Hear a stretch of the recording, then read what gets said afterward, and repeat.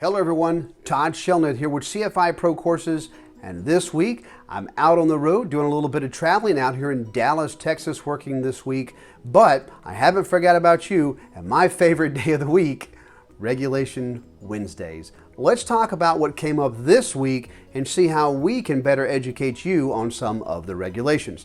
Now, this actually came up with a commercial client of mine that was working on his logbook, and he was trying to figure out about how much cross-country time he had. And so I was talking with him on the phone, and I said, hey, look, are you sure this is all the cross-country time that you have? And he says, yes, I'm pretty sure this is all the cross-country time that I have. And what he was trying to do was meet an insurance requirement. He wasn't trying to get a pilot certificate, wasn't trying to do anything with the FAA. He was simply just trying to be holistically correct on his numbers for his insurance forms that he was filling out. And so this is a person who's been a commercial pilot for years. He got his commercial pilot about 15 years ago in an attempt to lower his insurance. And so when I was talking to him, I said, well, Phil, I know that you've done a lot of flying. Are you sure this is all the cross-country time that you have? And he says, I promise. I went through my logbook and I picked out everything that was over 50 nautical miles, and this is it. And I said, you know, you don't have to be over 50 nautical miles to be cross-country, right? And this ensued in a conversation, and I had to bring him to the regs to kind of explain what we were talking about. So what I did was I brought him into Part 61. We went to 61.1 or Part 14 CFR, Part 61, Section 1, 61.1, and we started reading the definitions for cross-country. Now, the FAA defines cross-country flight time as any flight that departs and lands at another airport. That's it. There's no minimum distance.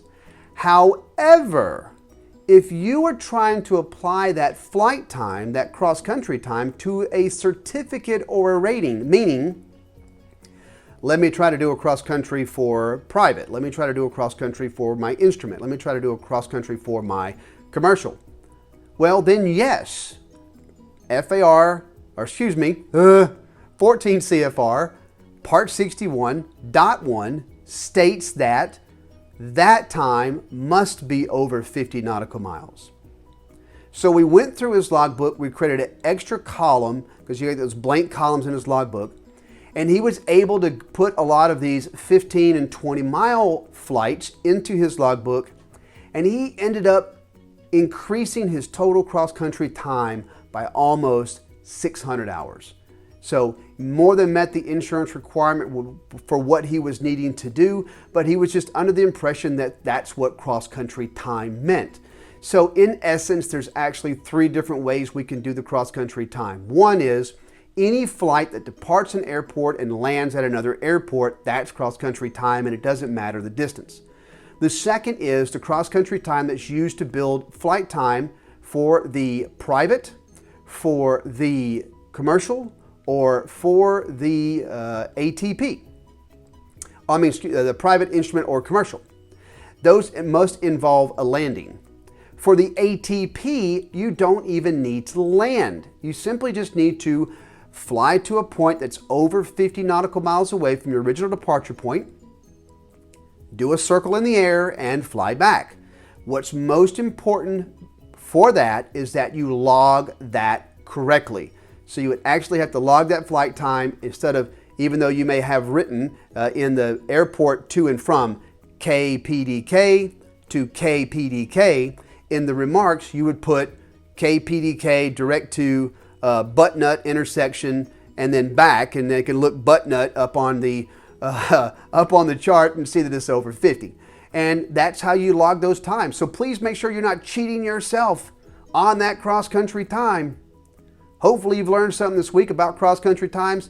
Post them comments down below if you have it. I'm pretty sure I'm going to have some of my legal beagles, my regulation gurus, try to second guess me on some of this. Perfectly acceptable. That's why we're here, and that's why we're talking about it. I'm Todd Shelnut with CFI Pro Courses. I hope you have a great week, and I'll see you soon.